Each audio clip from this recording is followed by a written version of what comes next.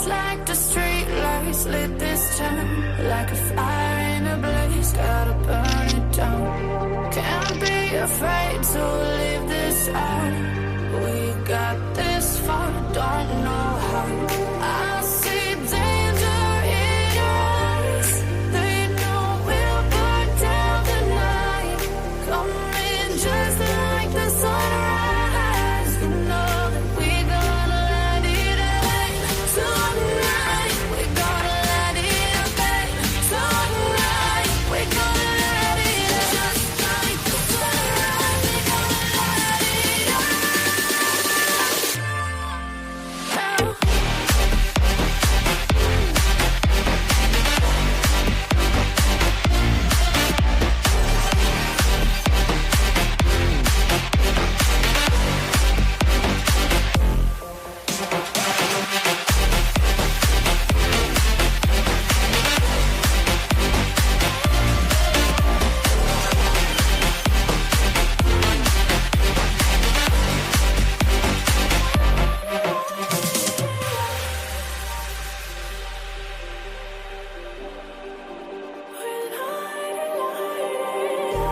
Just like a spark that's breaking out.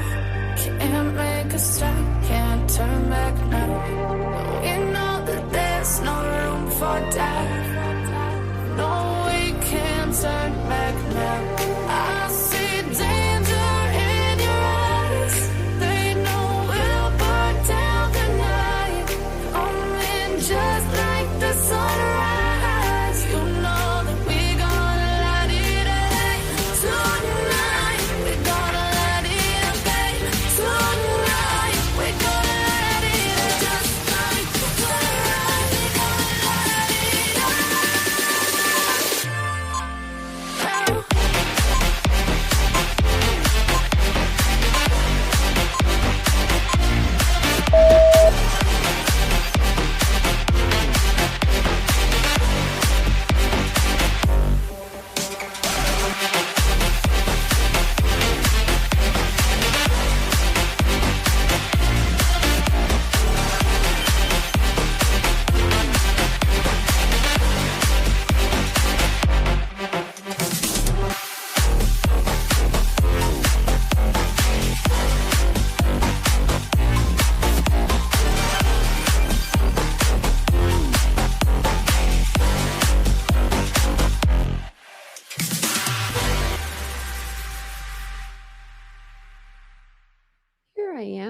Here I am. Welcome in, everybody. Welcome in. How's everybody's day going so far? I have to change the date, I think, over here. Yep, I do. It's the 23rd today, February. We're that much closer to spring. I think, isn't spring like the first week of or like the 21st or something? Third week? Let's see. Hey, Surrey. When is spring?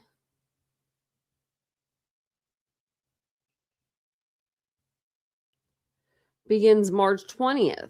So we're that much closer. I'm going to remind you guys every single day until it's time. But I like sweater weather, so I don't know why I'm complaining about it. But welcome in, everybody. It's good to see everyone tonight. If you are new to the channel, hi, hello, welcome in. Hi, hello, welcome into everybody.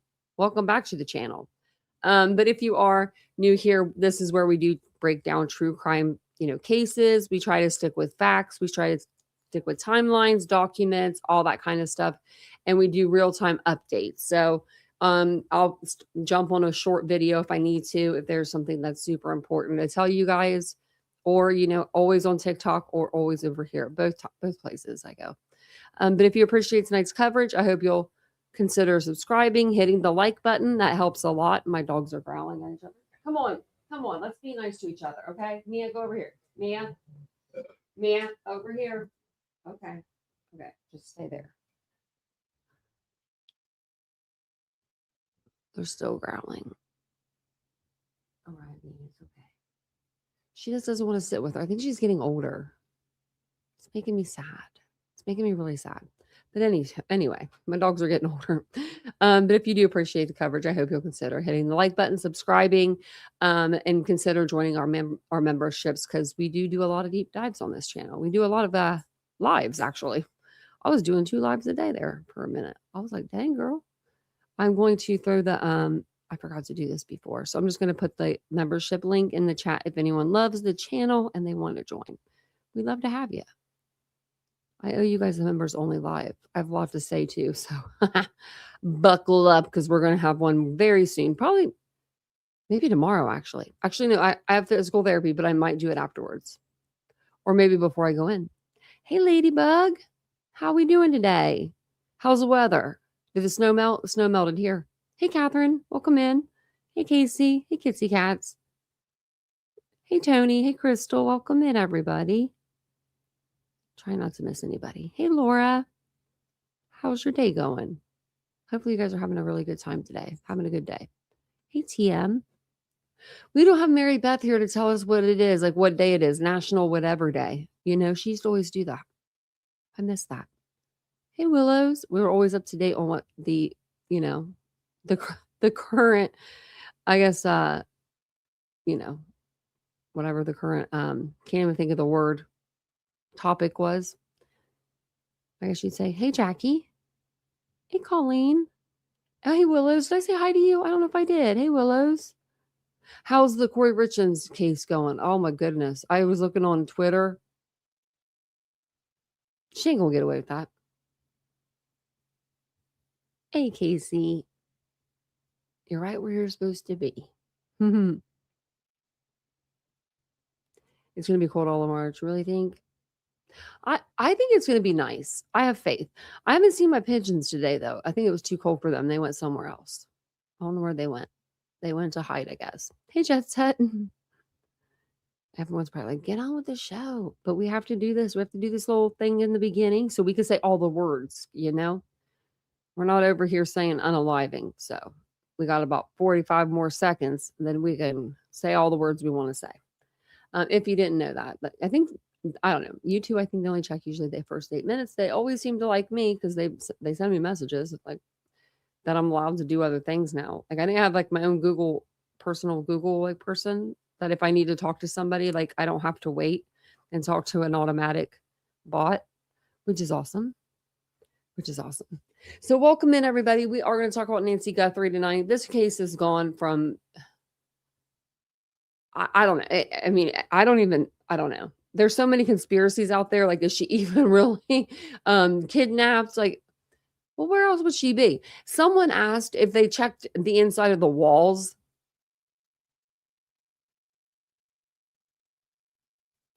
Well, we know that the person that took her was only there for 41 minutes. I think you'd see an impression in the wall where she was put. Like, just some of the stuff I hear. So, okay, praise Brazer, Braz.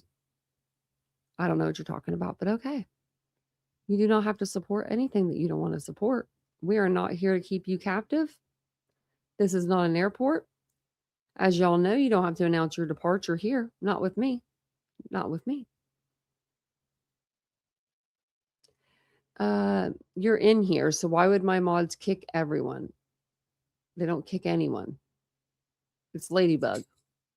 You got to really pee her off for her to kick you. So, anyways. But tonight we're going to talk about the latest developments in the Nancy Guthrie case. We're going to be focusing specifically on updates from the 21st onward, because that's the last time that we had covered, her case. We have done, I counted like 5 lives since then, and I'm like, it's only been a couple days. It seems like it's been a lot longer. But as of February 21st, the investigation finally entered another, I guess, critical phase. We'll see. Law enforcement has confirmed that the search remains active. Authorities continue to operate under the belief that Nancy was taken against her will. So, and I think that too.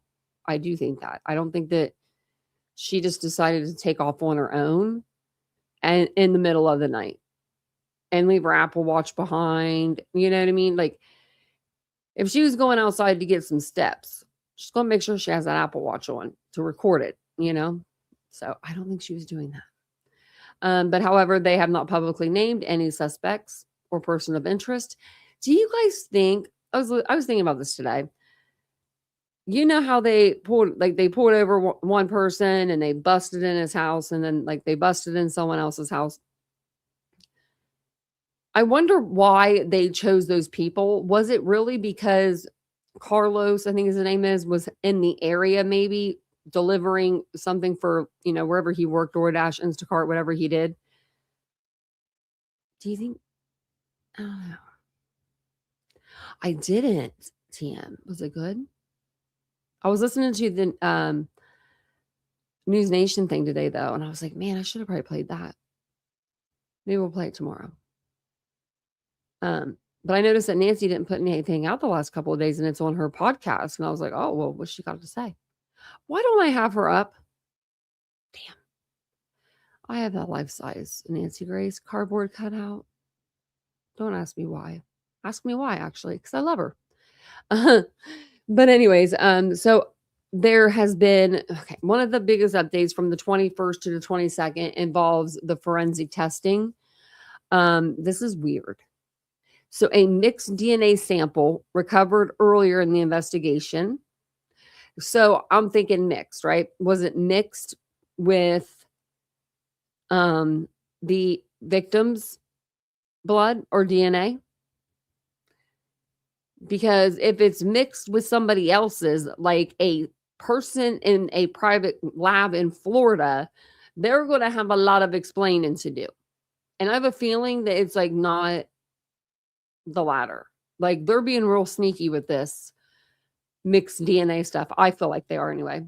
But they recovered it early on in the investigation. They're saying they reportedly presented complications in the lab for lab processing. Now, Brian Kohberger case, and everyone's bringing it up in a different way, but knife sheath.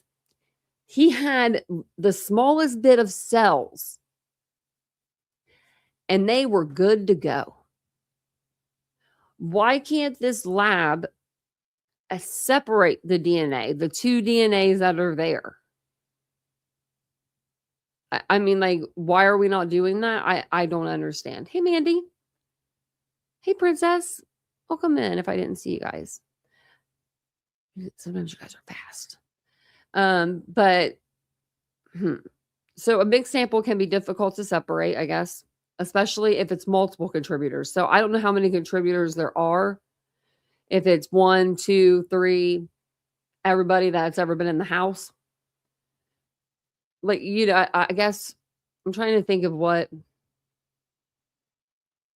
maybe a doorknob would have mixed DNA, or if he was bleeding, let's say, and she was bleeding, and that's their blood is together, that could be the mixed DNA.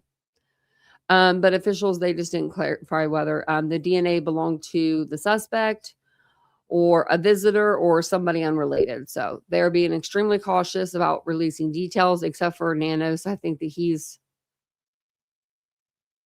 something else. Has he done an interview the last couple of days? Because I want to go over all of his interviews. I think it'd be amazing to hear what he has to say, because he said some things that they just don't add up. So that means as of now, no forensic breakthrough, has been announced. We need CC Moore up in this place. I mean, she's done like 50 million interviews. Get your ass over here, girl. We need you. So search efforts have continued in new areas. They're searching new areas around the home. Barricades have remained in place near the residence as investigators control access to preserve potential evidence zones. Apparently, they're kicking people, back. There's also been outside volunteer groups offering assistance. However, law enforcement has reiterated that all searches must be coordinated through official channels. So you can't just go out there willy-nilly like JLR.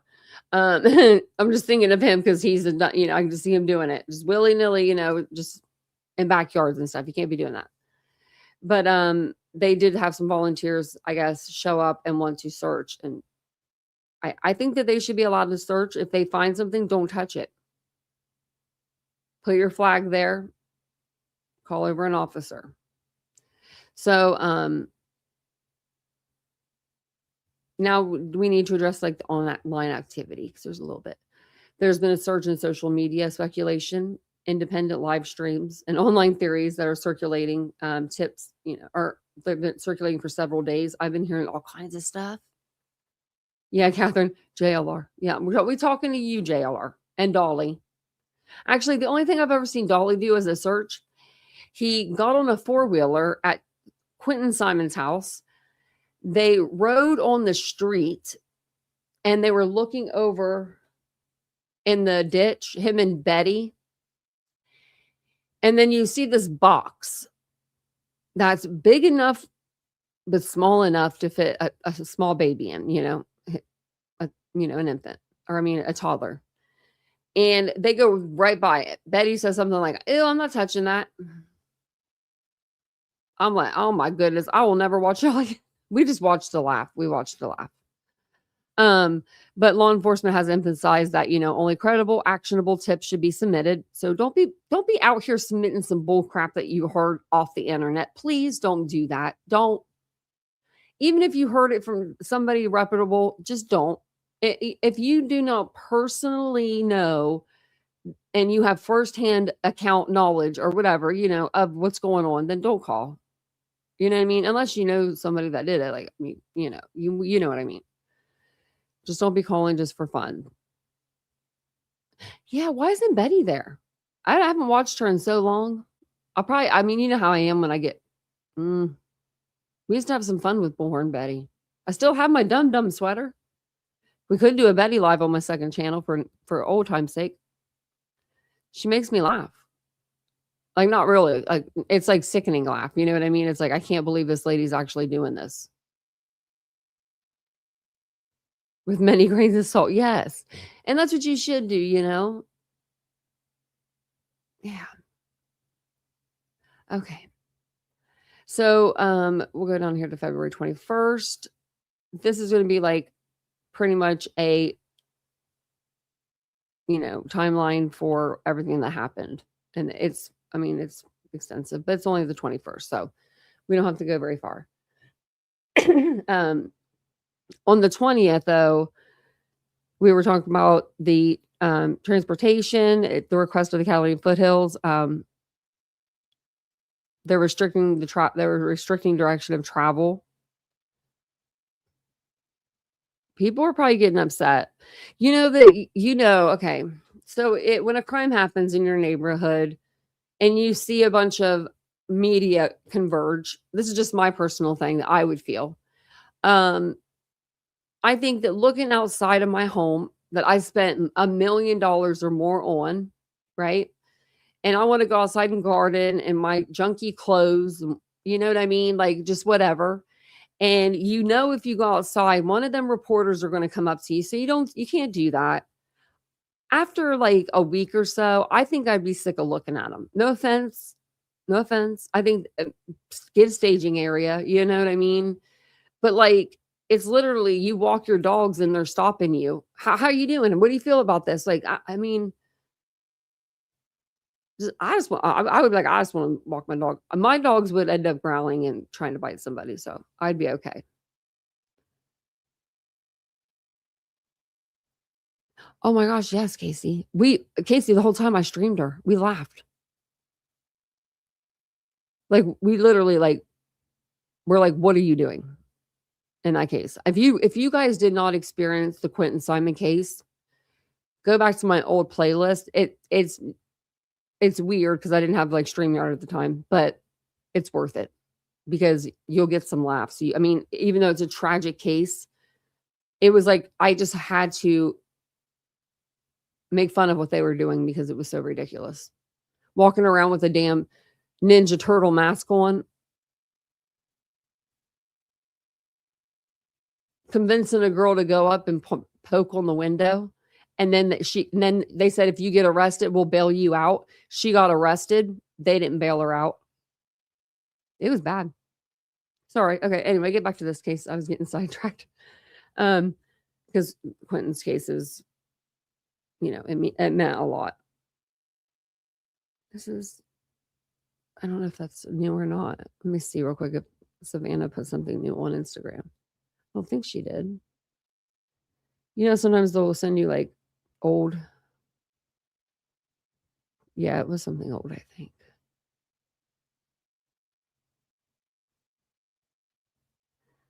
Well, she put this one here. When was this? Oh, that was forever ago. Okay, never mind. Dang you, Instagram. Okay, so on February 21st, the Pima County Sheriff's Department clarified that the January 31st, 2026, a 7 p.m. timestamp shown on the official evidence submission portal does not represent the missing person report time. They were just, I don't know why, if you guys haven't seen that, why it was basically like her missing persons little thing in the, it seems like some sort of government system or whatever, police system. And you can look it up, and it was saying that she went missing on January 31st.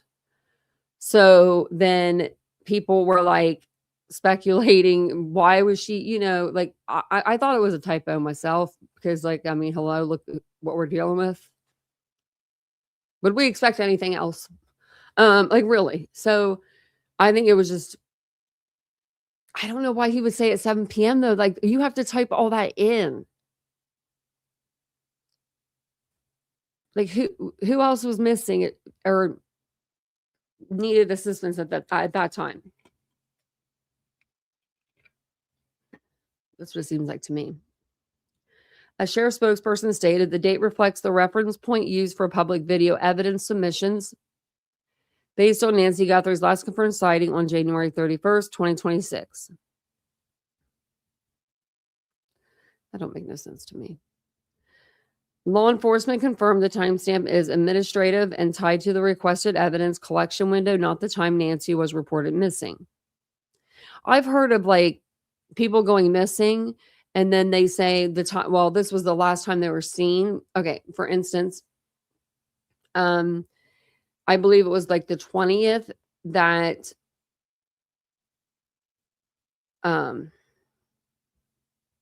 Elijah Vu was reported missing. And in reality, it was like way before that. I can't even remember the exact timestamp now that I'm thinking about it, but it, like the timestamp was off. So, I don't know. So because they went back from like the 16th when he was last seen.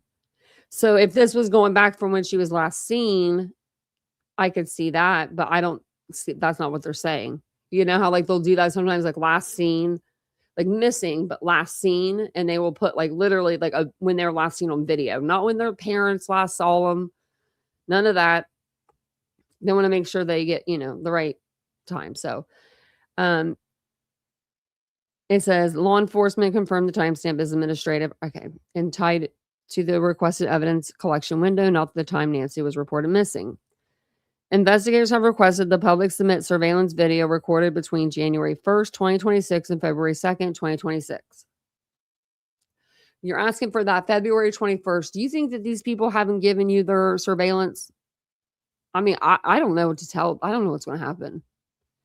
Because I don't think she's going to be on any of the footage. Like, as of right now, it doesn't seem like it. I know that all those neighbors, far and wide, probably checked their surveillance that night just to see if they saw anything. I would. Law enforcement confirmed Nancy Guthrie was officially reported missing on February 1st, 2026 at 12:03 p.m. when family members called 911 after discovering she was not inside her home. And they went in at like 11:57, 11:58. So they called right away.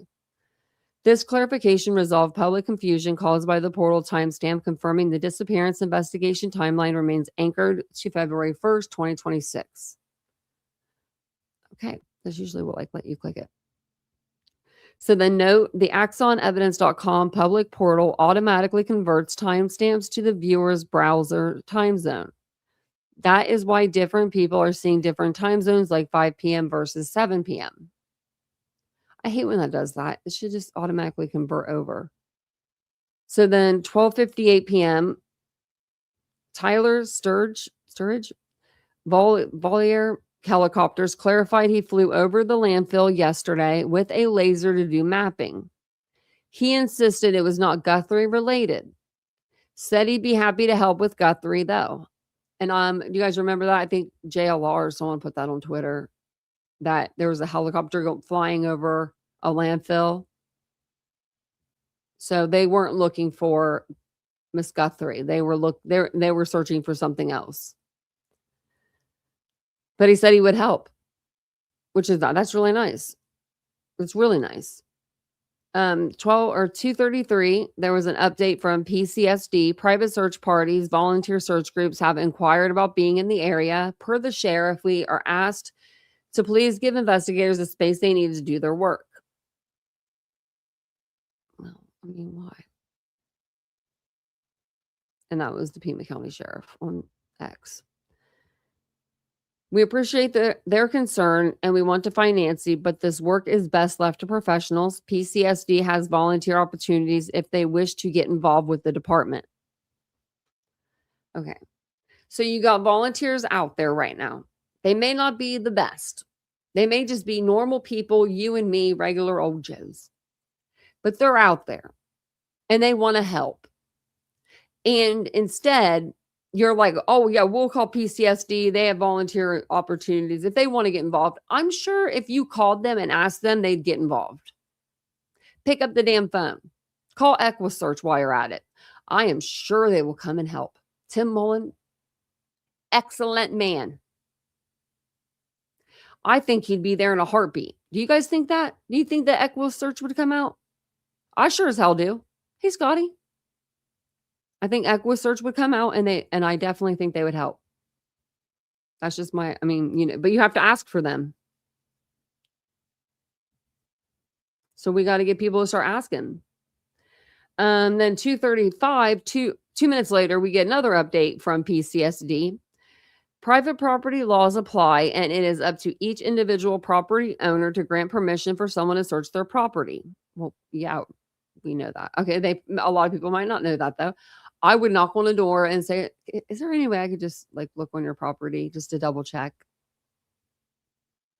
I don't know if I would say that. That's kind of bold, but if I was there, I'd make Vincent do it. I would check, So then at 3 p.m., there's an immediate update email. Neighborhood activity. Detectives and agents are back today in the Guthrie neighborhood. Canvassing is part of the investigation. No additional details will be provided. We appreciate the cooperation this morning with traffic movement while crews place barricades on the roadway. A reminder that Camino Escalante is now a one-way and traffic, including parked vehicles, must travel west to east. Oh, see, Vincent was right. Because he said that where he lives, the cars have to go a certain way. He gets weirded out. Being in Ohio where, you can park, even if you're going this way, you can park that, going that way on the side of the road or whichever way you kind of want to. And they're telling you can't. So gloves. Detectives and agents have collected multiple gloves from the area and analysis is part of the investigation. Specific details about these pieces of evidence will not be shared publicly as this remains an active investigation. Well, Sheriff Nanos, why don't you shut your damn mouth then? If you're not supposed to tell us anything. Either you tell us the truth or you don't tell us anything at all. Because this whole back and forth with you, it's getting old. And the crying. I'm sorry, but the crying on every damn interview. Suck it up, Buttercup. Has he never investigated a murder? I don't think he's ever investigated anything that's close to this. We should look it up. We should look up Sheriff Nanos. Because I've seen cops get upset, get kind of choked up, right? When they know when there's been a child that's died. Harmony Montgomery comes to mind. That case was brutal, but I didn't see a tear. But I saw some cops that wanted to. The Abby and Libby, Delphi, there were tears there. but they waited 5 years, right, to get, an arrest. So there were tears. This guy is just crying on every damn interview. And it's almost like he's just trying to cry. I'm sorry. I'm just like, oh my goodness, sure. He is Barney. You're Barney, dude. So they're just saying, they had the gloves. If there are any gloves found, I swear to God, I'm gonna be so mad because it's gonna be like either someone planted it or another person is just clumsy and are dropping their gloves again. So, resources, there have been no changes to resources in this investigation. They may fluctuate, or wait, there may be fluctuations day to day based on investigative leads. Several hundred law enforcement personnel remain dedicated to this case. We will remain in active investigation until Nancy Guthrie is found or all leads are exhausted. What? Or all leads are exhausted and then they just, oh, cold case, sorry, pack it up. How much longer do you think they're going to be out there? Brian Enton said he's in it for the long haul. I believe that. But I mean, I don't know. Welcome in, everybody. Hey, Yoda. Welcome in, welcome in, welcome in. Evidence request time. The link for the video evidence request has a reported file date of January 31st at 5 p.m. This is a third-party software issue. We're requesting video evidence from 1/1/26 to 2/2/26. So they pulled it back. I must knock my drink over. The reported date and time listed on the link have nothing to do with Nancy Guthrie. When Nancy Guthrie was reported missing the following day.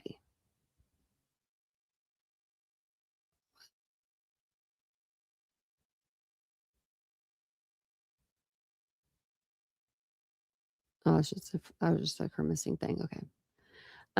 Private search parties. Volunteer groups have inquired about being in the area. Per the sheriff, that's Nanos, they were asked to please give investigators the space they need to do their work. Okay, you just said you could call in PCSD or whatever it's called, and they would bring in people to do it. They're volunteers. Talking about like cops or like they'd bring in, cadets or something. But you haven't done that, and now you're telling these people, give investigators their space. What space? Where are they at? Are they there looking? If they were there looking, I'll give you your space. I wouldn't walk up and start willy-nilly just start looking. I don't think anyone's looking. They need to look around the house. They do need to look all around. I mean, in that neighborhood, and then, the tree lines. I mean, just everywhere that they can look. Private search parties, volunteer search groups have inquired about being in the area. Sorry, I read that. We appreciate their concern and we all want to find Nancy, but this work is best left for professionals. PCSD has volunteer opportunities if they wish to get involved. Private property laws apply. It is up to each individual property owner to grant permission for anyone to be on their property. Okay, you don't have to go on people's property to look for Nancy. There are things, there's other places out there. If you look across the street, you don't see a house. You see land. Start there. I mean, I think that if she was there, that we would know, but media availability. There are currently no press briefings scheduled. We do not anticipate any sheriff media availability next week. We don't anticipate, he'll be out. If that changes, we'll let you know. We don't want to know if he does an interview. We don't care. Raise your hand if you don't freaking care. No one cares. So this was interesting. This was actually November 21st, 2025. So this was just last November. I'm thinking about buying a Ring or Nest security doorbell camera. Any suggestions? Which has the best camera? Interested in seeing animal activity at night. I don't believe it. I don't believe that. I don't believe that she wanted a camera to see animal activity at night. And this is why. Her door has this arch, right? If you're looking out your Nest camera, I don't think that you're going to be looking at much. Because if you go to point it this way, it's going to get blocked by this door, I would think. You know, the camera. Boop, boop, boop, boop, boop. And then if you go too far this way, it's going to get, blocked. So you're only going to see like right in this middle area. And then outward, right? Like out. So I don't know. I just don't believe that. That doesn't make sense to me. Like that just sounds almost like I'm giving an excuse on why I should get this camera. I want to watch birds. A trail camera might be cheaper. No, they're not. They're not cheaper. Thanks, Greg. Oh. And then Greg Gaunt and they are great. Had something digging in our front yard, but could never catch it. Husband set out a trail camera. It was a pack rat, almost the size of our cat. We never seen one that big before. Like if I was trying to get like a camera, I mean, she did have one on the roof. Like, get the camera in the back. You can see the animals in the back. For coyotes, but how would she see it unless it like crossed the camera? You know what I mean? She'd have to be looking. I don't know. She could be looking like that. Just looking at her cameras, I mean, her house is huge. But there's so many houses that you could have picked, you know what I mean? Like, do you think that she let somebody like stay in this pool house and she didn't let her kids know? I don't know. I'm trying to think of everything. It's just such a big house. Hey, Remy. See? For the backyard, though, because you can see better. The animals. We got one, but it's in our front. It's in the front. Because we want to see who comes and goes. I don't know. I'm not going to say I don't believe her, but, it's just hard to believe because it's not going to be like a lot, there. Porch doesn't really look as big as I thought either. Like, when he's walking on it, looks so dang long. And this is the shrubbery. Like, look at this. What's that going to do? Picking her flowers.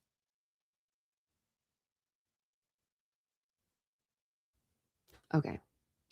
Let's go over here and listen to Nancy. I do have a few pictures I can put up.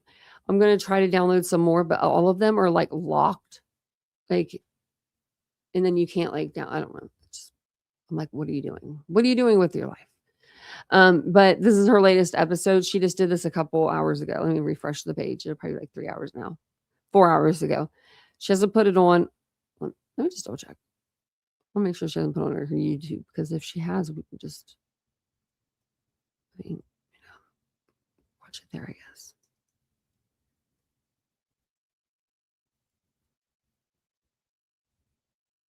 Oh yeah, look, it's premiering right now. Hold on.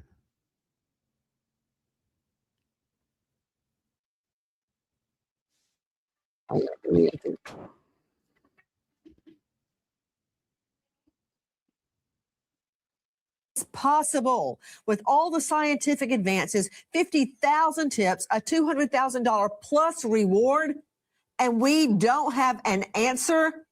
Good evening. I'm Nancy Grace. This is Crime Stories. I want to thank you for being with us. And I do have some updates too to give you guys after this.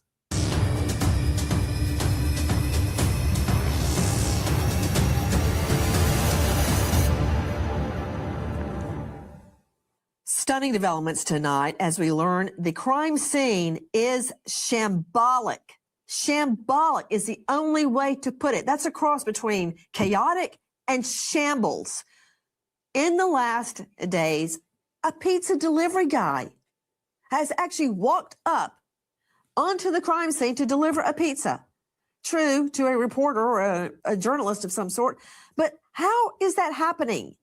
Why isn't the crime scene locked down? There's that and so much more. That's not the most important part tonight. The most important part, as far as I'm concerned, is evidence of an accomplice that apparently has been overlooked. Take a look at this.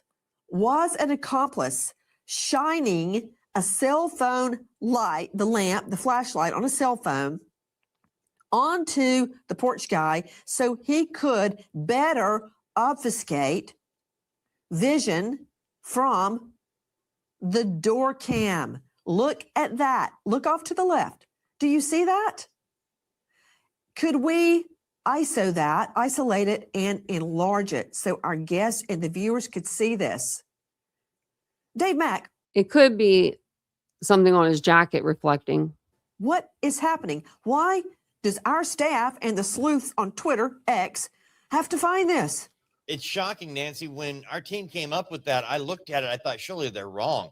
I think, to me, it looks clearly like a rectangular cell phone, and it looks like a second person, because when you watch the suspect here trying to put the weeds on the camera, the camera angle shows you that the other light source is further away. And Are we sure it's not his book bag? From the individual using his arm to cover up. Does that make sense? It's like it can't be the same person doing both. You can't be putting the weeds on the camera and then holding something else, a light source behind him and to the right. Yes, you're saying that rectangle lit up off to the side is disattached from the guy fumbling around trying to cover up the door cam. Now, Scott Eicher joining us. Know. He was an That could be his jacket. What do you guys think? I don't know. original founder of the FBI Cellular Analysis Survey Team, CAST. Who are they? They are the ones that are working feverishly. There's probably, from what I'm learning, 2 or more guys, women on the ground, There's and no several captions. pulled away in Quantico or remote that are digging through the data that's being fed to them to isolate cell phones and other Wi-Fi emitting devices on the scene. Me too. That is how they pulled over the first guy. Remember him? Catch and release. That's probably why they raided the home of a neighbor, because those cell phones were popping up in and around the area of Nancy Guthrie's home. I'm still curious, were they popping up at 2 a.m.? But we do know that all of those subjects have been cleared. That's what CAST, Cellular Analysis Survey Team, is doing. Now, you, Scott Eicher, also with Norfolk PD in the homicide division for many years. Now you're at Precision Cellular Analysis. You had the idea that rectangle could be the backpack, the reflective part of the backpack. Was that one of your theories? Yeah, it's really hard to tell from that video if that's the screen of a cell phone that's on, or is that a reflection of we've seen on the backpack as the guy's walking up, the reflective kind of armband. So is that part of the backpack or the waistband of the backpack that's, making a reflection that looks like a cell phone? But either way, whether it's in the video or not, the CAST team is going to be looking at all devices, either cellular or Wi-Fi devices or GPS devices that Google can collect in that area, so that we can start weeding out the ones that are supposed to be there at that time and the ones that are suspect. Okay, I want to talk to you, and the whole panel, please jump in. Look at it again, because this lit up rectangle that looks like a cell phone is not jiving. It's not corresponding with the movements of the porch guy. He's moving. His arms and shoulders are moving. So it is stationary. See what I mean? Right there. It's stationary while he is moving, which means to me, and of course, I'm not a member of the FBI Cellular Analysis Survey Team, but that is impossible. He walks up and the reflective lighting is very apparent. Hold on, those strips. Move your hand, fella. Move your hand. Come on, I want to see those. There you go. Okay, Bueller. Joining me, guys, John Bueller. You know him well. Homicide detective, former homicide detective with Modesto PD. He helped lead the investigation that ultimately convicted Scott Peterson in the double murders of Lacey and Connor Peterson. Bueller is joining us. 31 years in homicide and robbery. What do you make of that cell phone, apparently a cell phone off to the left of the perp? To me, it means there's an accomplice. Well, Nancy, I certainly couldn't rule that out, and it certainly fits. I'd like something a little bit clearer, but at the same time, he would have remained off the view of the camera the whole time, and so it might be a situation where he's not disguised, he's not masked up, he doesn't have the gloves on. So if he was the one who originally made the contact at the door to try and get her to open the door, it would be more likely that she would open for somebody who isn't disguised versus the guy who was standing there with the mask up. Who's going to open for that? Who's going to open their door for a strange man in the middle of the damn night when you're 84 years old? I wouldn't do it at 40. Someone knocked on my door, I probably wouldn't answer it. First off, I'm not going to lie about that. I'd look at my Ring camera and I'd be like, nope, not today, not tomorrow, not any freaking day. You can go to another place. And Dave Mack, and I mocked him at the time, I gave him a really hard time, said, well, it's somebody dressed identically. But when you think about it, look, here he is, backpack, then no backpack. Is that the accomplice? Why would he go take off the backpack and put it back on, or show up without the backpack? I think that's because the same when guy. we see him first walking up, let me see that as well. When we see him first walking up, I personally think this is the same dude, and I'm going to tell you why, because that's what they've been saying. Same dude, different day. Look at this dude. This is the same dude. Look at that body. Weird body. Stepping onto the porch, he's already wearing the My backpack. opinion. Now, Iker, this is your expertise. We can't tell really which came first. See, here he is walking up, first time that we know of, and he's wearing the backpack. So is that a second person without the backpack that indicates an accomplice and they outfitted themselves similarly? Or is this it's not in the right time sequence? What do you make of it, Iker?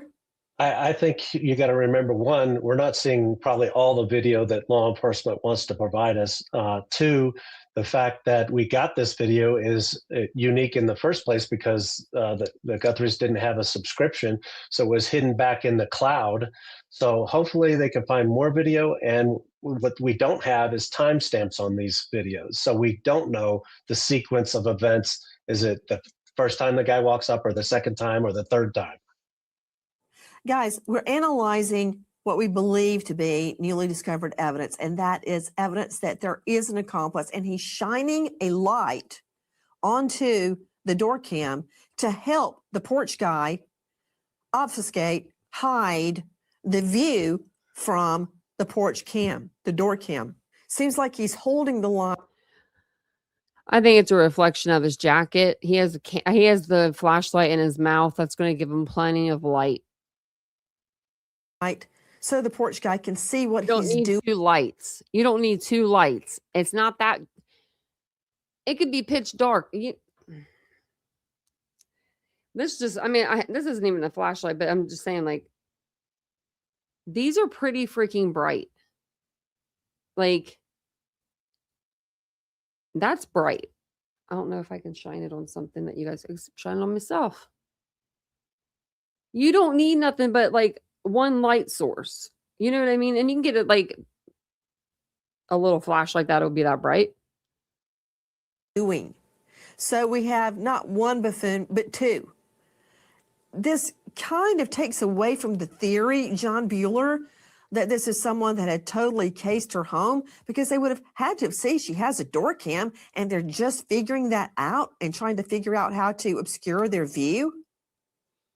Yeah, that was kind of strange. Well, she just got the doorbell camera. What if they went and before November, the middle of November? I don't know. Maybe she didn't get it until January. Maybe she didn't get it until February. She was asking about it in November, the end of November, the 21st. So maybe she got it at Black Friday sale, or maybe she got it for Christmas. to me that somebody, no matter what they're up to, is not going to figure that somebody's got a one of the door cams, because they're so common nowadays. But the mere fact that you've got the movement of that light source when he's moving the foliage up there around the camera suggests to me that there's two. But that fits with a lot of things that come along with this thing. How are you going to transport this gal who's not in great health? You're not going to walk her across the desert. You're not going to take her through the backyard, because all these yards are completely covered with all sorts of brush and shrubs and cactus and things like that. It seems more likely that they would have taken her out the front, put her in a vehicle that maybe was on the circular driveway outside of the camera view. From a viewer point, when you're looking at the suspect coming up, the circular driveway goes from left to right from your view, and it would be real easy to have a vehicle out of the view of the camera over there that they were able to get her into and take her out of there. So let me circle back to Eicher, Scott Eicher, joining us currently with PCA experts, precision cellular analysis experts. Scott, if the cell phone is lit up, that doesn't mean that the Wi-Fi is on, or does the well, I guess they could have turned it on and cut off the Wi-Fi. Would that in any way be picked up? Because I believe we were told that an iPad that was cut, that didn't have the Wi-Fi on, could still be trying to connect. I mean, could we get that phone? Could CAST get it, even if the Wi-Fi was turned off? All right, there's several different things that connect a phone to a network, right? It's the cellular connection, it can be the Bluetooth connection, and it can be the Wi-Fi connection.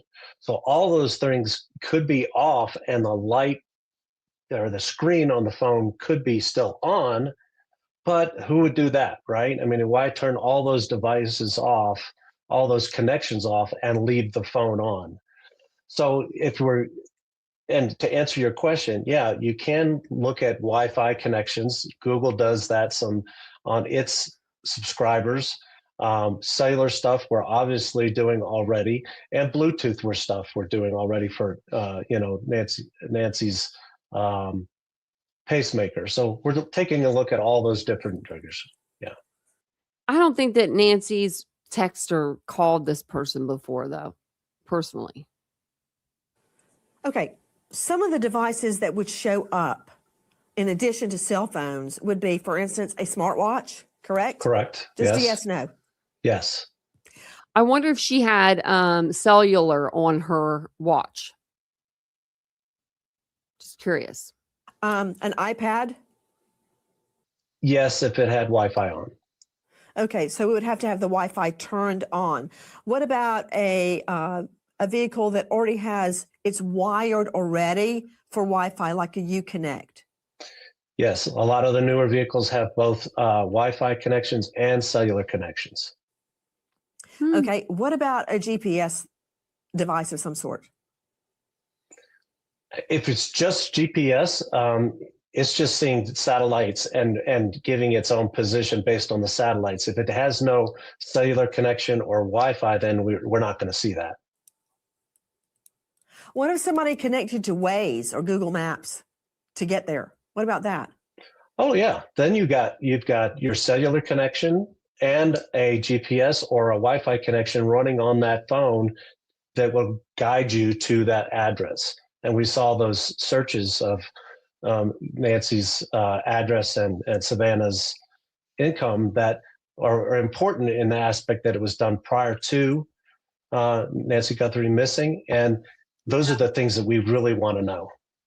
Okay, let me talk to you about if the cell phone we think the accomplice was using to shine onto the porch, if they thought to turn off, like it's alleged, and let me see, okay, Brian Koberger, he's the poster boy for so many bad things. He is. Turned off a cell phone, we call him around 163-214. Did the crime, quadruple murder, then later turned on his cell phone.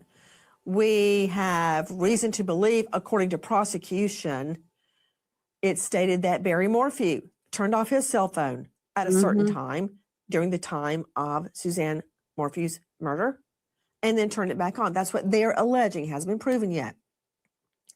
If this guy turned off his Wi-Fi on his phone, right? You know how you just go in and you click turn off Wi-Fi? If he did that, couldn't we still trace that phone through cellular or Bluetooth? If he turned off the Wi-Fi, yes, we can still check it, trace that through cellular and the Bluetooth part of it. What we do know is that if you think about it, why would he turn off or maybe he turned off his connections, his cell phone. That's why he has the walkie-talkie. Brilliant. So on a cell phone, you can get a tracking from the cellular, the Wi-Fi, or the Bluetooth, correct? Correct, from different aspects, yes. And who would think, just logically speaking, to go in and turn off cellular, Wi-Fi, and Bluetooth on your phone? I could see them turning off the Wi-Fi. I could see them turning off the cellular, but all of that, okay, you brought up something really important. In addition to seeing what we believe to be a cell phone lighting up off to the left of the perp, there's also a close-up of the tip of a walkie-talkie. Let's see that, control room. If you could show me that. He's coming up. It's his left pocket. Wait for it. There you go. Okay. What do you make of that, Bueller? Well, once again, it'll fully support the possibility or probability that he didn't act alone. Just like you guys were just talking about being wise enough to turn off Bluetooth, cellular, and Wi-Fi. I thought those were zip ties or something. Turn them back around. There's also a close-up Or did I go too of far? the tip of a walkie-talkie. Let's see that, control room. If you could show me. Is that what that is? How the heck? Please tell me. How have you heard that? Is this real? How do you know? I know I got one eye, but come on, is it really? Is my one eye really that bad? The tip of a walkie-talkie. Let's see that. I thought there were zip ties. I don't know. Control room. If you could show me that. He's coming up. It's his left pocket. Wait for it. There you go. Okay. What do you make of that, Bueller? Well, once again, it'll fully support the possibility or probability that he didn't act alone. Just Oh, wait, no. Hold on. Sorry.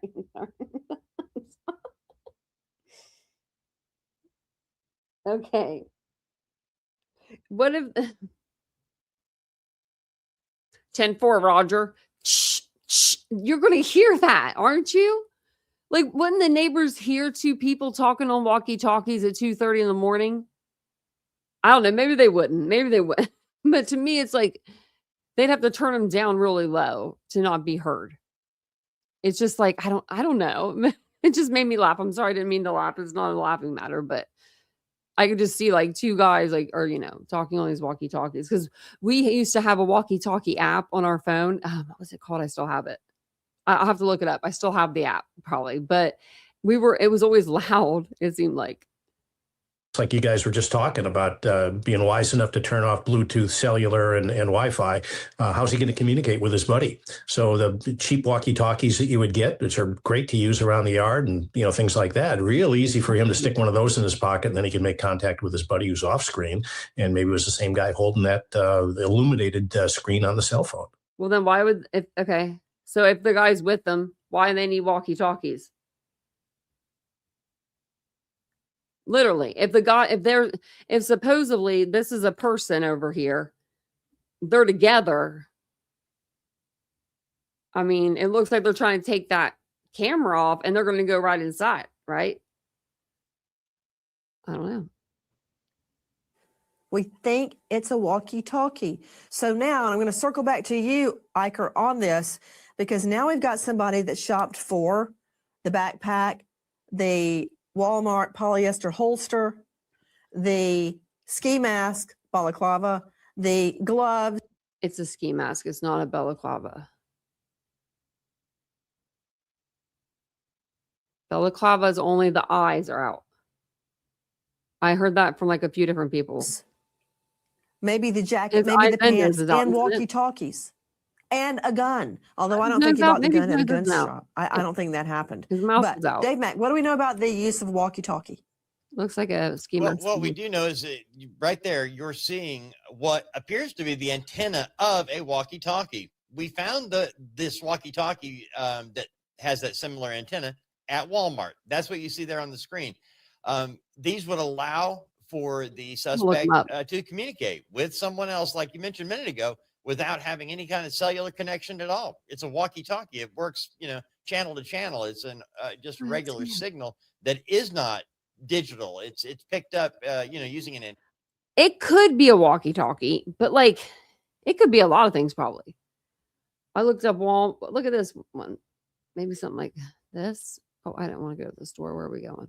Oh, they're taking me to the store. Wait, go back. It would have to be something with like a long antenna like this one. Because that whatever that was, it was long, it looked like, right? Yeah, breaker. I need to know some walkie-talkies. I've been asking Vincent if we can get some just for the house. Because sometimes I'll be on the other side and like, I know that's lazy as shit. but I just want to ask him a question, so I text him. I just think it'd be cool to have walkie-talkies. I just really want some. Or like what is that? Transistor radio or whatever. Isn't that what they're called? Okay, where are we at? Nancy. Where are you at, Nancy? Okay. Antenna. And I mean, we had them as kids, and you can use those in a yard. Some of them go up to 2 or 3 miles. But in this case, they are available at Walmart and they do fit in your pocket like that. I know all about walkie-talkies. That one don't look like that one. This one has a shorter, like, antenna. From law enforcement for so many years, but my son went through the whole walkie-talkie phase. We all had to have a walkie-talkie, and then those would break. We'd have to get new walkie-talkies. They're still all over the house. The little ones, the big ones, you name it. So, okay, Iker, is there any way to trace walkie-talkie activity?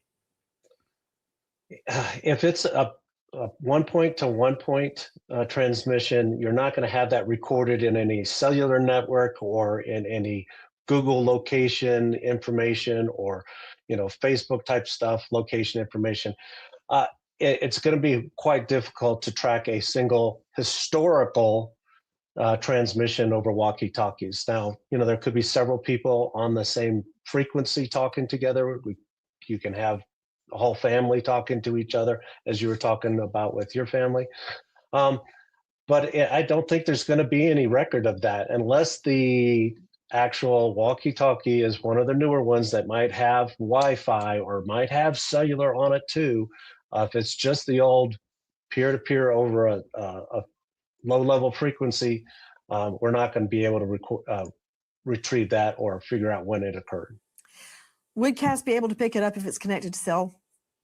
Yes, if it was using a cell tower in the area around the time she went missing, then that'll be in the records from the phone company. So I don't think they bought those kind of walkie-talkies. They don't want them that fancy, I don't think. You're saying no matter how many people If they be on the walkie-talkies at that time, 2:00 in the morning, right outside her home, 2 guys at her front porch, maybe somebody in a vehicle, we still can't get that. You can't trace it through CAST. I don't think so. Unless there's a cellular connection, we're not going to see it. Now, we've talked about the Google aspect. If it's a Google device, Google does track some of its devices, but that's via Bluetooth or cellular or Wi-Fi. I just don't think those are enabled that way. Those cheap walkie-talkies are not going to have that. Okay, let me look at the walkie-talkie again. This fits in with the Nanos who's coming out and saying that there is more than one perp. That fits in perfectly with that. Now, to you, Bueller, I like the theory that there's more than one person. The more people involved, the more likely they're going to get caught. Explain why. Well, it's going to be tough. You got 2 people that are completely absent from their day-to-day life. Friends and family are going to wonder where they're at. 3 weeks away, if they're holding Nancy and she's still with us, hopefully that's the case. They're going to have their life pretty much filled up with dealing with her. The one thing that is kind of strange to me, $202,000 in change, is going to pretty much strain loyalty between 2 bad guys. One's going to probably want to collect that and, start his life new, become a witness instead of a co-responsible. So that's the one reason that the rewards are so great. But the other thing that is a problem here, that at least for me, I've been looking at this ever since it started, is they didn't put out a reward right away. They didn't put out a photo of Nancy showing that she was, duct taped up to a chair somewhere or something like that, so that whoever was going to pay the reward would know what they're making the purchase for. The mere fact that they don't have that out there makes me fearful that she didn't survive the abduction. So the reward's a great thing. Loyalty. Well, if they're staying loyal for $202,000, they got to be pretty much more loyal than most of the people that I know. That's a pretty good chunk of cash, unless you are independently wealthy. Bueller, I I'm like going to ask you a couple of name. yes/no questions. Did you know cadaver dogs were already brought to the scene? Did you know that? I did not know that. I was under the suspicion that they Now had you brought know. Did you know trackers. that they did not get a hit? Yes, no, they did not get a hit. Did you know that? Did not know that. There has not been a body found yet, Bueller. Did you know that? I was pretty aware of that, yeah. That given, we're moving forward trying to find Nancy Guthrie alive. To whoever has her or knows where she is, that it's never too late. And you're not lost or alone. And it is never too late to do the right thing. And we are here. And we believe. And we believe in the essential goodness of every human being. And it's never too late. American homeowners, Well, you ain't gonna sell us nothing, no American homeowners, my ass. and a backpack have been found near Nancy Guthrie's home. .com. Promo code Nancy, or just use the link below, and good luck. Also, in the last hours, we learned a bloody glove and a backpack have been found near Nancy Guthrie's home. This is Nanos announces to the world, why does he keep talking? That the DNA found in the home, we believe is what he's trying to say, is, quote, mixed. And what does that mean? To Dave Mack, tell me about the bloody glove found by a couple near Nancy Guthrie's home over the weekend. Yeah, and actually, Nancy, we got the news over the weekend, but this bloody glove was found on day 10 of the search. This couple from Tucson, just out on their own, like many thousands of people who've been looking for Nancy Guthrie, they find a pair of gloves about a mile or so away from Nancy Guthrie's home. The gloves are separated by about 10 feet. The gloves appear to have blood on them. And one of the gloves is sitting next to a rock, and that rock also has a blood droplet on it. The gloves were found, and the couple reported it, did not get response from the FBI. They were like, can you come get these right now? We got bloody gloves near the scene. Didn't get any response from the FBI like they hoped, so they called the sheriff's department. That didn't get a quick enough response either. This couple, they're not law enforcement, Nancy. They're just a regular couple. So they called 911. Within 10 minutes, deputies were on the scene to collect the bloody gloves and the rock. That was a little over a mile from Nancy Guthrie's bloody home. rock. Then, breaking news now is that less than 2 miles away from Nancy Guthrie's home is a fairly active homeless encampment. I didn't know this. I would have thought this would have been one of the many places searched right away. But in this arroyo, an area that has like a tunnel going through it, the big metal cylinder that homeless people can get out of the weather, spend the night, a black backpack was found. This backpack was abandoned. There were 2 homeless people in this area when one of the... Okay, I got a question. Who was the first one at the homeless camp to find the backpack?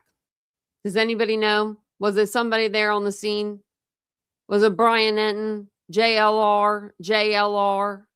Was it JLR? I'm wondering. I'm just wondering if he was the first one over there.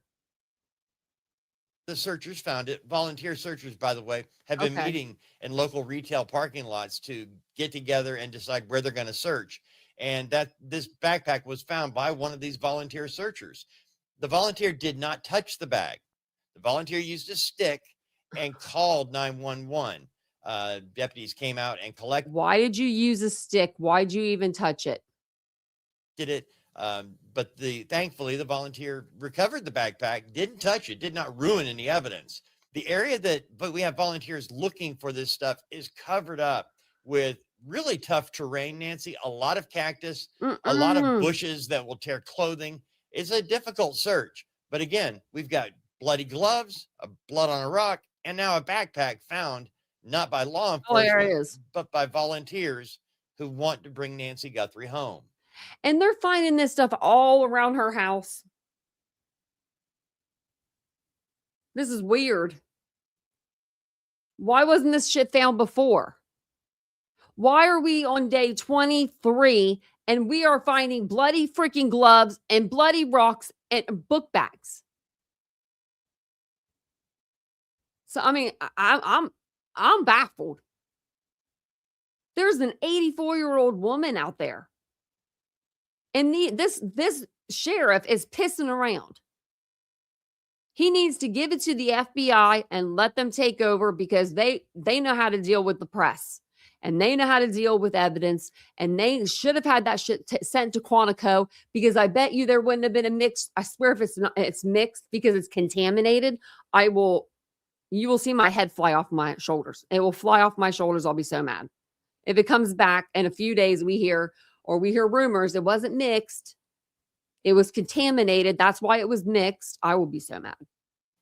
This video we're showing you is from our friends at Fox 10. Dave Mack, was it one bloody glove found or two?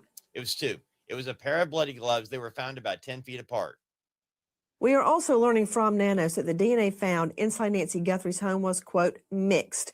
And joining us right now is an expert in DNA and DNA analysis. It's Susanna Ryan, lab director, forensic DNA analyst at Pure Gold Forensics.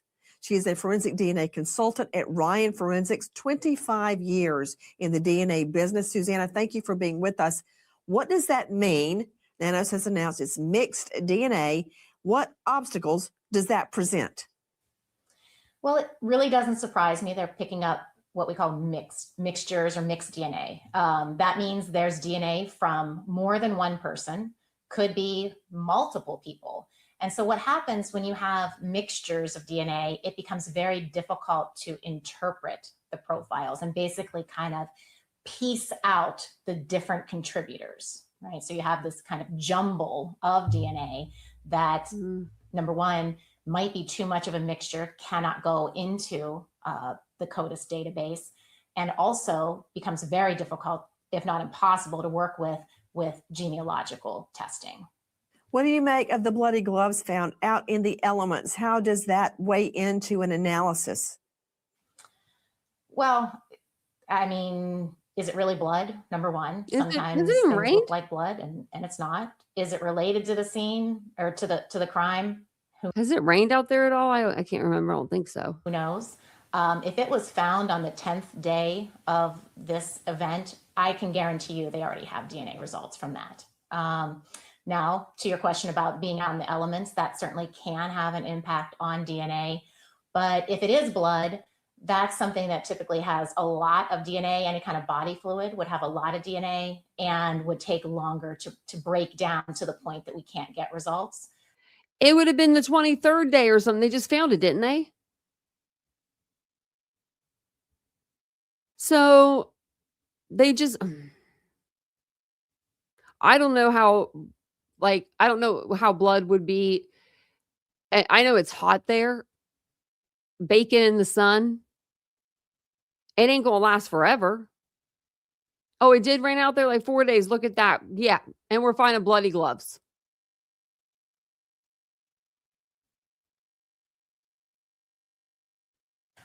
So I would guess that they already have results from that, and perhaps have determined that it's simply not relevant to the case or associated with the case. Or if it So we got a bloody glove near the crime scene, but it ain't related. is relevant, I'm sure they're not revealing that to you. John Bueller, who came to the consciousness of the nation during the Scott Peterson prosecution, what do you make of finding it so many days in? Well, that's a problem for me because there's no way to necessarily associate it with the crime. Just like anything that's coming up now, 3 weeks after she was abducted, it could have been dumped anytime in that 3 weeks and it's not even associated. But again, like we've talked many times, you can't ignore it because there's where the defense creates reasonable doubt. So you do have to collect it, but you do prioritize it whether or not you're going to put it in right away for DNA testing. You might have some other things that are more relevant that could lead to the abductors quicker than something that was found 3 weeks later.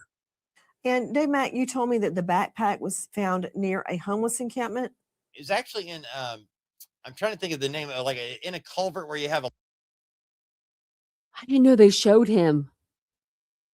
I've been wanting to see this guy for years. I didn't know they showed Dave Mack. We used to think he was a robot. We used to think he was a fake guy. And Isabel isn't here to see it. A long pipe where homeless people, and this is in an area about 2 miles from Nancy Guthrie's home, a fairly large active homeless encampment. And when the backpack was discovered, it was discovered abandoned, and there were 2 homeless people there who actually were not there by the time police arrived. They skedaddled. So, You know why they skedaddled? Because they were probably doing drugs in that pipe.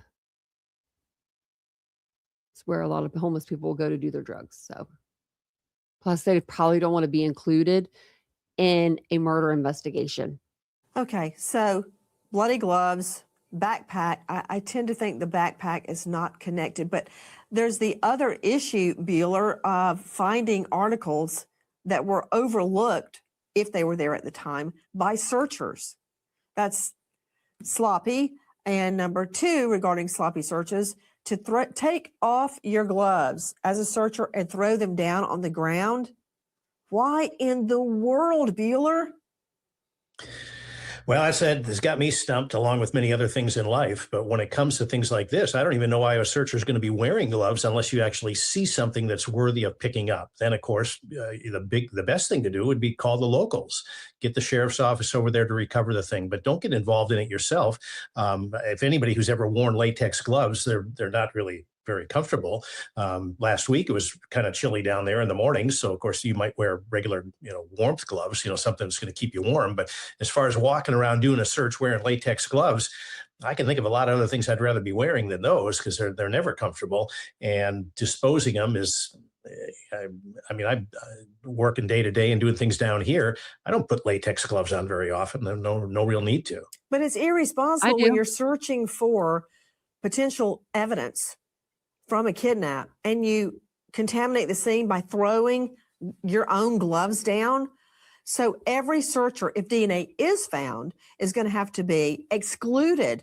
And that takes me back to DNA found in the home. Let's go out to Scott Eicher, as you know, joining us, digital forensics expert, founding member of the FBI Cellular Analysis Survey team. He is now a precision cellular analyst. Scott, the DNA at the scene that has been newly discovered is going to be subject to, if we ever do get to a trial, when and if, an intense cross-examination, because it wasn't found originally by Nanos's team. I believe it was found by the FBI. That's going to lead to claims it was planted. But my theory, Eicher, is that unlike, let's just go with O.J. Simpson, the victim's blood, Denise Brown and Ron Goldman's blood, was on his socks, found near his bed. He claimed successfully at trial, it was a lie, of course, that blood evidence had been planted on his socks. But in this case, those socks were planted because we don't have a suspect yet in order to plant his DNA. So that won't work. even though it was found Good job, Nancy. days into the investigation, once the FBI was finally invited in, there's no suspect to match it up to. Yeah, we run into. I But they have that other DNA sample, don't they? The one they, oh, is that the mixed one? understand your question, and I do see the aspect here of finding that DNA a little bit later is going to cause some questions at trial. It's going to be brought up by the defense, but you got to deal with what you have, right? I mean, if something happened that they didn't collect it later on, they learn some new information. They go back into the house and collect it. As long as it's documented correctly and photographed and all that. That stuff is going to be able to come into court. There's going to be arguments about it, but it'll later come into court. Hi, guys. Nancy Grace here. Between the grocery store and insurance premium. Would you tell us about being broke, Nancy?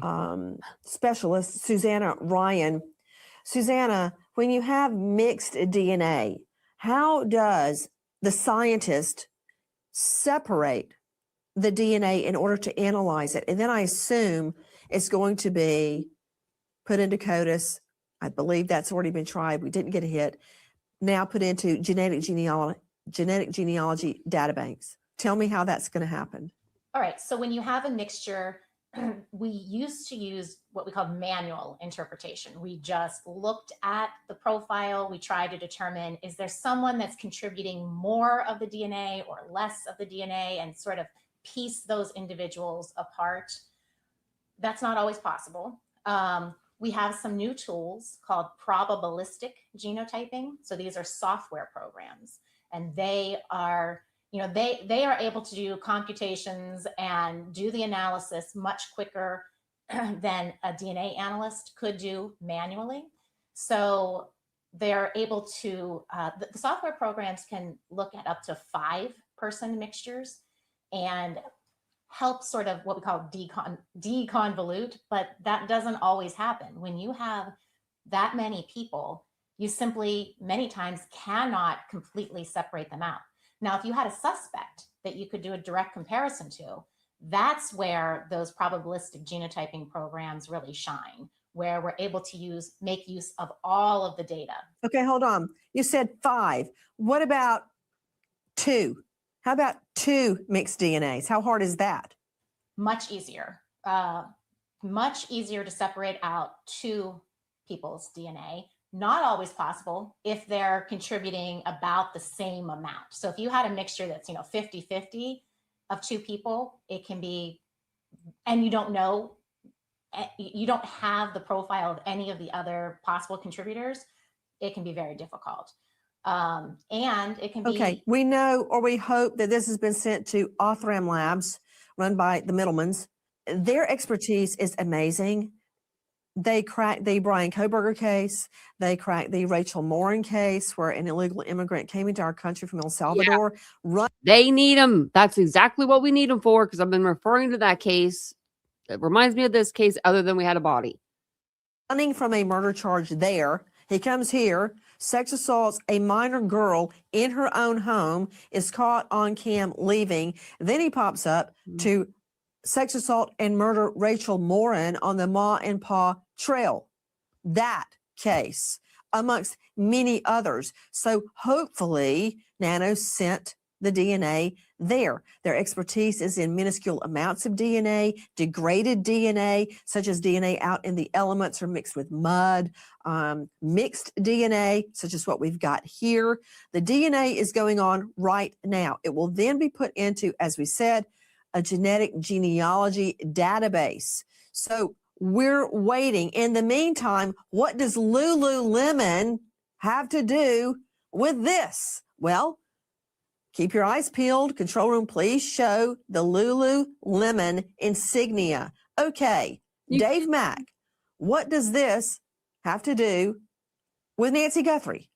Well, apparently the person seen on the Nest door camera trying to put, weeds over it, this appears on the left sleeve cuff there of the jacket. Apparently, I say apparently because I didn't know that Lululemon had something that men would wear. They And I don't. think this person, Do they?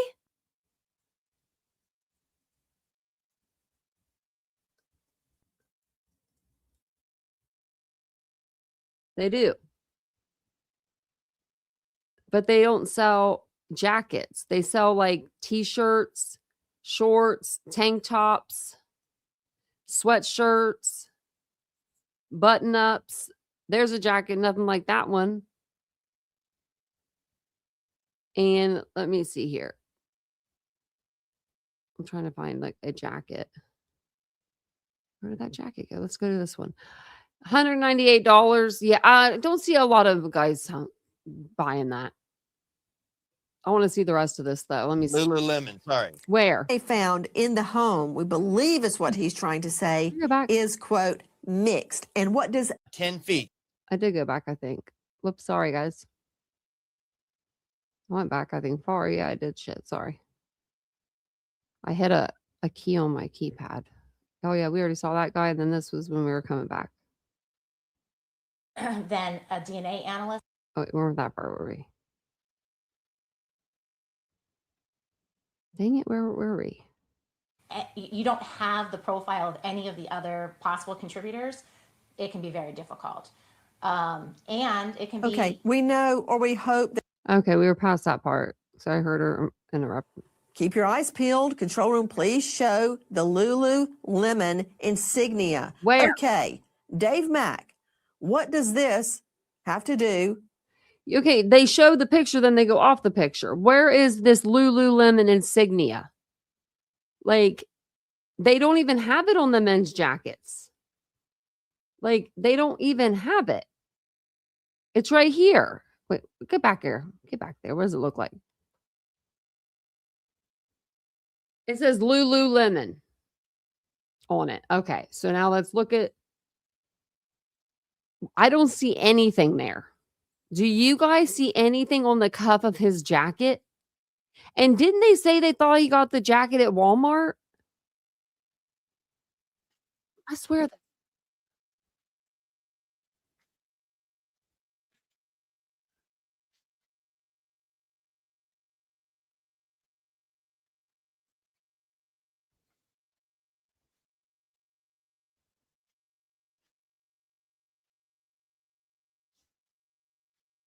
Hold on. I didn't put it back on there. Sorry. But I just found something. Okay. I said, where did Nancy Guthrie's kidnapper buy his jacket? Authorities believe the jacket worn by Nancy Guthrie's kidnapper was purchased from Walmart. This specific brand is thought to be an Athletic Works Fusion knit jacket or an Aero Hex windbreaker, both of which are common athletic styles sold by the retailer. So this ain't no Lululemon. This is cheap looking to me. No offense, but this jacket looks cheap. It looks like it's like one of them fleece type of jackets. That's like super thin. No, like super thin. Apparently. I say apparently because And then that looks like a I didn't windbreaker. know that Like this jacket looks like more of a windbreaker. Lululemon had something that men would wear. And I think this person, They don't. Lululemon, sorry. I Lululemon. mean, only a certain percentage of men are buying their clothes at Lululemon. Come on now. Dave Mack, you're the investigative reporter. Trot on down to the mall and figure out how to say it. Lululemon. I think where you're going with this is that you didn't know they had men's clothing. You thought it was just for 8th grade girls. They do have men's clothing. John Bueller. 8th grade. When my daughter was going to a birthday party and the little girl wanted a pair of Lululemon tights, they were $90. And that was like 4 years ago. Yeah. So what perp is wearing Coats and jackets. an 8th grade girl Lululemon outfit? Who is this? None of these guys. Well, pretty stylish guy, at least among the people I run around with. So I could see him doing that. But he's sloppy. Why would you have anything like this being out there? Whether it's the reflective strips on the shoulder straps of the backpack, This was from being able to Walmart. turn to be able to determine what it is. Anything like that that's going to be able to be determined by detectives That's what it says online. is sloppy work. But again, it might suggest that he didn't do a good job casing, or whoever told him about the residence didn't tell him that there was that Nest camera in front, which supports him having to go out and get some weeds to try and cover the thing up because he's surprised when he first sees it. So not the faculty of Stanford here with these guys doing this thing. I mean, I don't know if we want to believe the sheriff or not, but it says investigators believe they know where they found the armed assailant seen in the surveillance footage on the front porch of Savannah Guthrie's mother. Nancy Guthrie bought his clothing when he showed up at the 84-year-old's house in the middle of the night. The zip-up fleece jacket, pants, and ski mask worn by the alleged kidnapper came from Walmart, Pima County Sheriff Chris Nano said. I'm just saying, Chris Nano. I don't think that he's the one that was looking it up, though. I think he was told that by other people that actually do their job and they look things up. But yeah. So, okay, I wanted to show you that real quick. But, I mean, who knows? Who really knows? But again, it's still one of those events that I think the crime backfired on him. My real fear is that she might not have survived the abduction because of the circumstances that we have this far along. And now what do you do? And if that might be one of the reasons one of them hasn't. That's what you do. Before you opine anymore and go down that avenue, let's review the evidence and how we can move the investigation forward. To you, Iker, you and I have talked about the FBI, let's just say fiber and textile database. It's compiled from so many cases where you analyzed clothing fiber, carpet fiber, all sorts of clothing that has been used in various crimes for years back. We're looking at a guy that shops at Walmart because we know the Ozark hiking backpack. We know he likely, and jump in, Dave Mack, if I've got any of this wrong. Everybody, please don't wait on me to call on you. The polyester holster, not typically used for a revolver, not typically used for a semi-automatic. You can see the clasp over for the hammer. That said, that's sold at Walmart, and very few of them in the Tucson area. Just two had it available at the time that Nancy went missing. You've got the backpack, you've got the polyester holster, you have the ski mask, a similar one is sold at Walmart. Some people call it a balaclava. You have the jacket, you got the pants, you got the shoes, you got the walkie-talkie. So Scott Iker, we're looking for a guy that has all of those things. Now, to top it all off, the cherry on top of the sundae is the Lululemon jacket, the Lululemon cuff. So how does the FBI go about putting all of that clothing together and finding it? It would be a gift from heaven.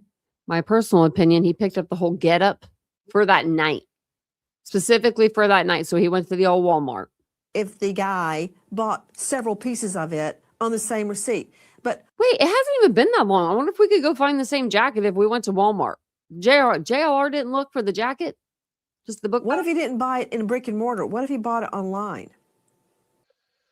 Yeah, I mean, that'd be great to find a suspect or several suspects that bought all these items at a Walmart all at the same time, right? Wouldn't that be perfect? Yeah, I think they did. But that's probably not the way it's going to happen. They could have bought it separately. They could have had a girlfriend buy it. They could have, bought it online. And when we deal with the online stuff, that's a whole nother world, right? You're going to have to get Amazon's cooperation. You're going to have to give them a search warrant. You're going to have, and hopefully they can give you a list of how many thousands of people that might have bought these specific items. So, whether it's brick or mortar or where it's Amazon. Stop right there. Stop. Of course, they've given them a warrant. Okay, let's just jump ahead, please. So they've given a warrant to Amazon. They've given a warrant to Walmart. But can't you see, wouldn't you agree that it would be limited to the Tucson area, not everybody in the world that bought these items?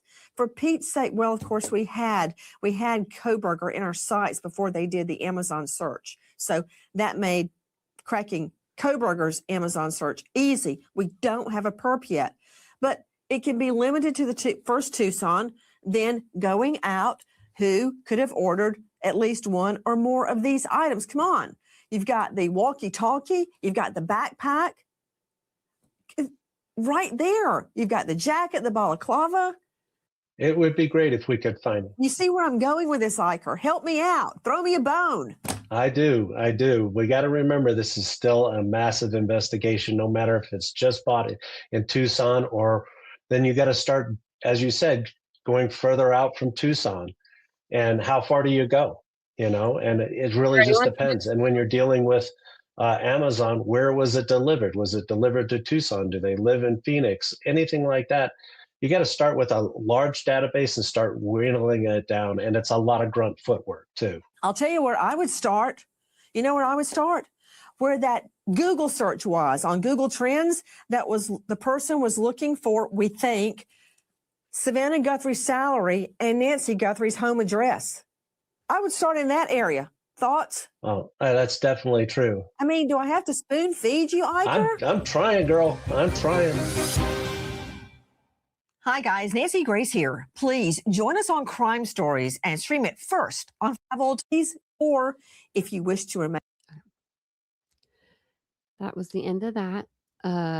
Okay, so I did see that they are saying that the masked man who is the suspected of the abduction appears to have been on her front door earlier than February 1st. So that they believe it's the same guy. And I had heard that they think that it was on like the day before, but I don't know. That's just a rumor that it was the day before. But they are saying that was 2 separate times. So maybe the guy don't have a lot of clothes, because it looks like the same clothes to me. It just doesn't look like a gun was there. And what else was missing? Something else. But at the same time, right, when he's in that other footage, doesn't his jacket look black and like shiny, like he's wearing a windbreaker all of a sudden? But in the video, when he's standing by the door, it looks like he's wearing like a fleece kind of sweater, like zip up. So I don't know about that. I think Brian might be married. I just text Ashley, see if she remembered. She hasn't answered yet. Because me and her were in here talking. It was like 2 years ago. And I swear she was like, he's gay. And I'm like, oh yeah, okay, I could get that. And then I was like, is he married? Or is he with anyone? And I went to check online and it wouldn't tell me. And they're like, I think they said he was married, maybe not married. Maybe he just has maybe he just had a boyfriend or something, or a partner at the time. Because I think he lives alone with his dogs, but I don't know. He might have a partner. I hope he does. But I remember us talking about it. Just we happened to be in the chat, like, just chit-chatting about a case, and we were watching Brian, and it must have been Idaho 4. So yeah. I know. He probably misses his dog. I know one of his dogs just passed away, but I think he still has one.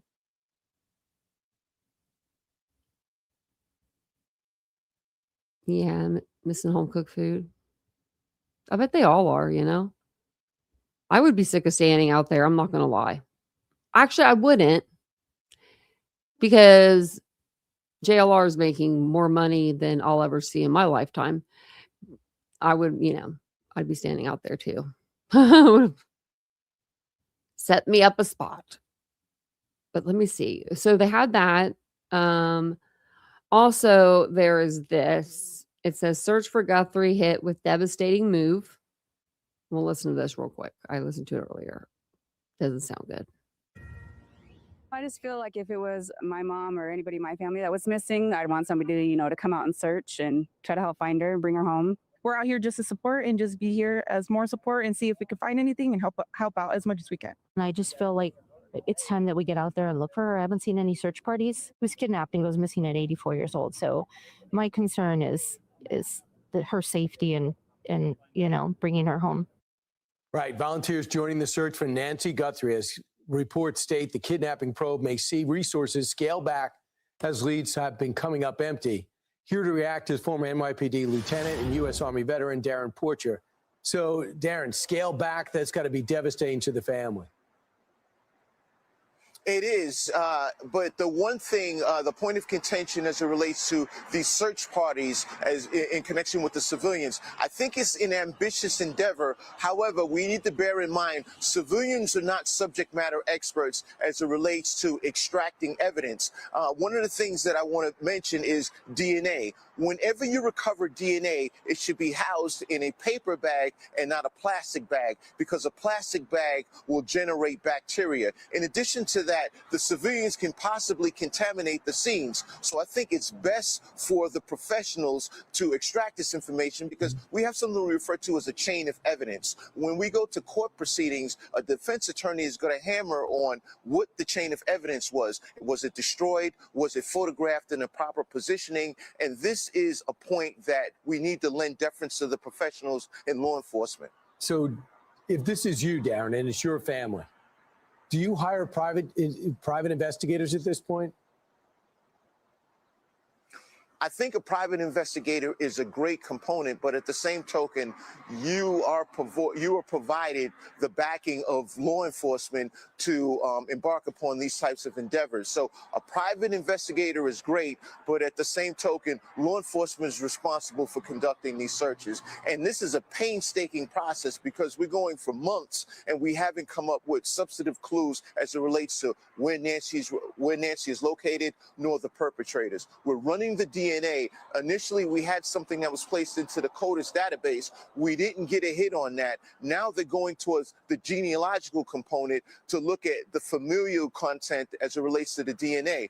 I'm hopeful that we can come up with something, but bear in mind, 80% of the people in that genealogical compound are Caucasian, 20% are other. So we can still possibly gain a miss as it relates to the genealogical component. Although we did receive success as it related to the Brian Kohlberger case in Idaho, which subsequently introduced a conviction in that case.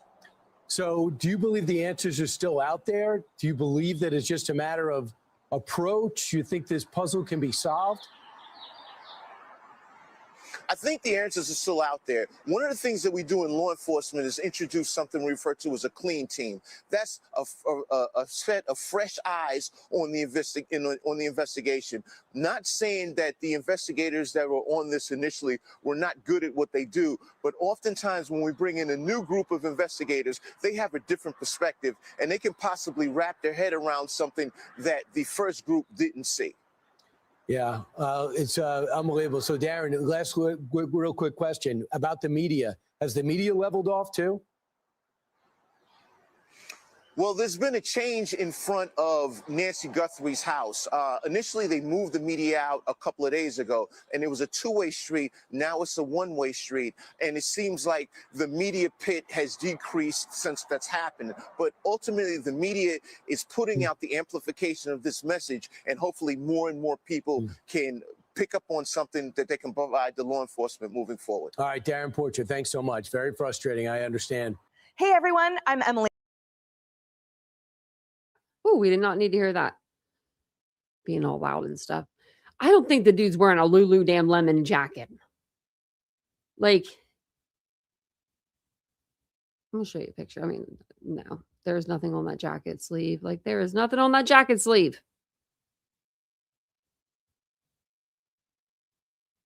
And over here, I bet it's just white, maybe because he has an undershirt or something on. And his sleeves pulled up a little bit.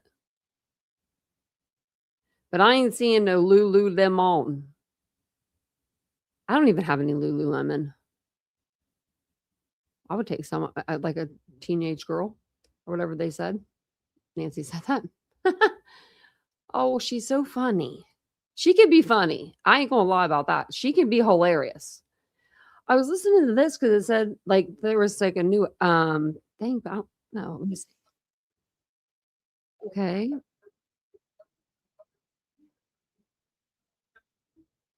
They're not. I thought there was Oh, I guess they do show the vehicles. But yeah, like they were saying something about the Tepe case. Or not Tepe case, I'm sorry, the Flynn case.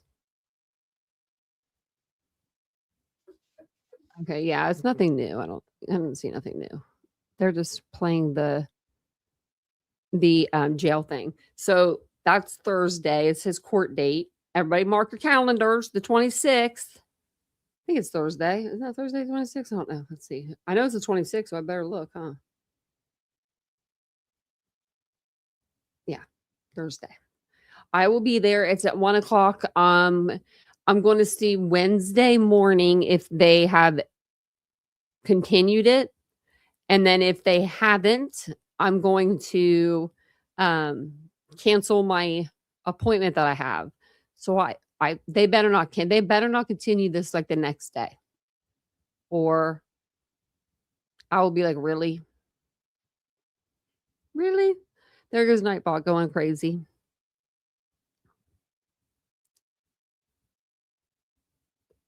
Who does?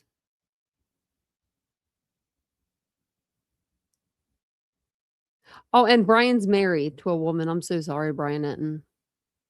Me and Ashley were talking one night and we thought he was gay. I don't know why. It doesn't matter. Now I'm just like, man, I feel bad because he has a wife. And I had her name up. She's just, and I put it in the chat. She just doesn't like to be in the spotlight. They have 2 kids together. Didn't know Brian Etten had kids. I would love to see him with his kids, just because he's probably such a good dad. But she prefers to focus on her family, it says, and her personal interest. So, and then her occupation's unknown. Yeah, like they got married in 2012. Long time. Yeah. So love you, Brian. And if you ever see this, I'm sorry. If I ever meet you, I'll tell you I'm sorry in person. But I would text Ashley. She hasn't got me back yet. She's probably like, why is she asking me? You're like, because you said it. I'm blaming Ashley. If anyone asks, oh my gosh, I got every tab on my phone open. Well, I guess I'll jump off here. I've got to go to kids. I know. I feel bad that he's not around his kids. His babies are growing up without him, like without seeing him. You know what I mean? Like, but that's the life of a journalist, and he doesn't quit. That's what I do like about him, though. He ain't a quitter. He ain't no like, oh, I'm tired of being here. I don't want to. I don't care. Like me too, Scotty. Yeah, I thought he was. Now I'm kind of like, huh? He has a wife. So there is a chance. No, I'm just kidding. I'm just kidding. I'm just kidding. That'd be funny. I will. Which profiler? I wonder. There's a couple profilers that I do like. Me too, Colleen. We need to have a meetup. Warmer than 50. Yeah, I know. I'd have to be. I don't have any kiddos. Well, I do have 3. Yeah, I do have 3 kiddos. You're right. They're sleeping somewhere. Oh, they're sleeping behind me. They're being so cute. Oh, they're being extra cute. They're in trouble. Every time I go to work out, there's always something. It's always something. Like I'm OCD and I know that. And I hate that for Vincent. And I hate that for everybody that's around me. But like I cannot work out if there's like dishes in the sink. If I'll go to bed and there won't be any dishes. It's like these little gnomes come and they eat in the middle of the night. Their name's Vincent. And I'll wake up and it's okay. I shouldn't but it's not him. It's not him. He's not the problem. He cleans up. These dogs, ever since that snowstorm, we have a dog in here, O'Reilly, that doesn't like to go outside. So we've been putting puppy pads down, trying to get back on a schedule with her because I think it's because she's getting older. And so she's been okay on the puppy pad, but I'm like, I'm not doing this. I'm not doing this puppy pad crap, right? So today I'm picking up the puppy pad and I'm like, I just wanted to work out right here. This is the spot I was going to work out in. Of course, so I'm getting rid of it. Then I look over on my couch. My couch. That's white.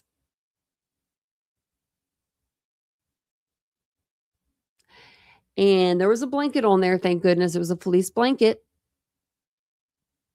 But oh no, she left me a present there too. I think she's getting older. She peed on the couch. So I'm washing that right now. And I'm figuring out how to clean foam pads. Love her. I do love her. I think she's getting older though, guys. Makes me so sad.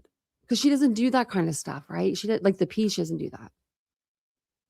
Like ever. Like she's our like oldest dog. You know what I mean? Like I'm like, she's 13. I was like so mad today. Like, I think my head was gonna fly off my shoulders because I was just like, Vincent was like, oh my God, it is always something. I'm like, I'm telling you. Usually they're good, but when he's not here, they've been being bad. He slept on the couch last night.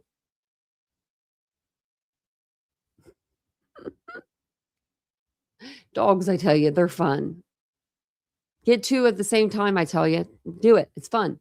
3 months apart, I swear, just do it. You have the time of your life. I'm just kidding. I love my girls. I love them so much.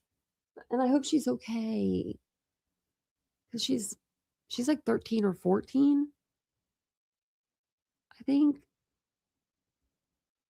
So, I don't know. I get nervous. I don't like it.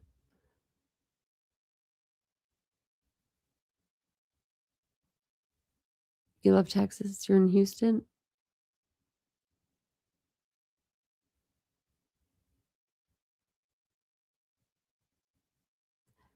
Oh.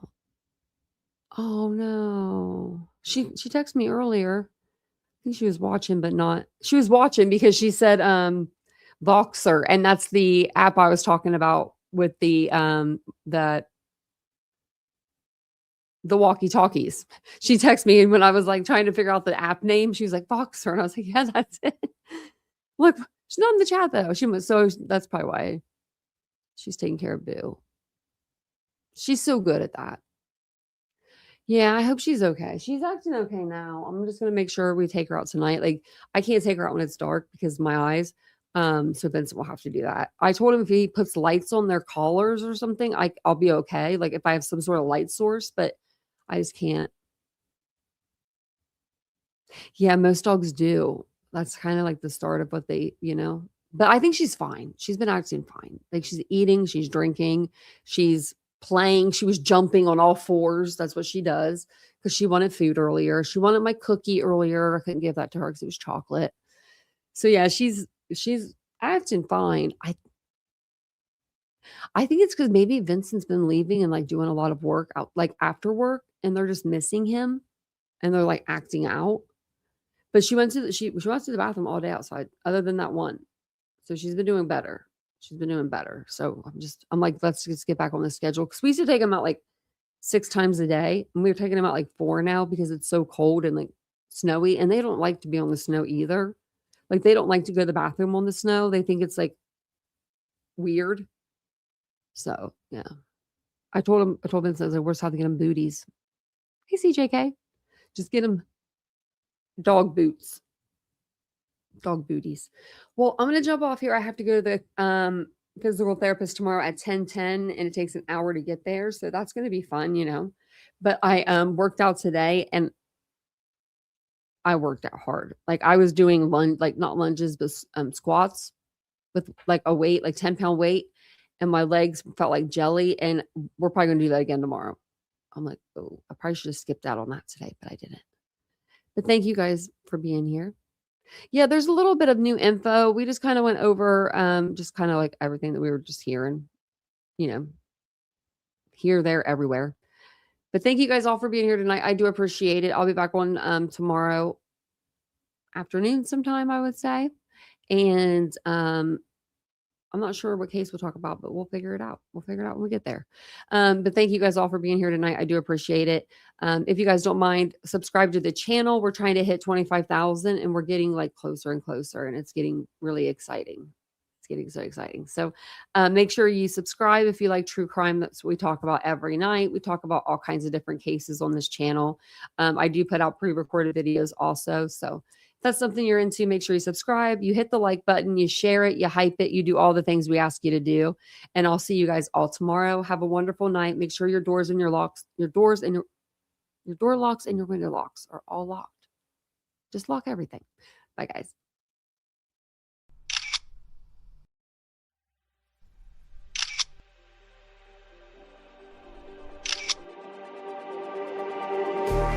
Just like the street lights lit this town, like a fire in a blaze, gotta burn it down. Can't be afraid to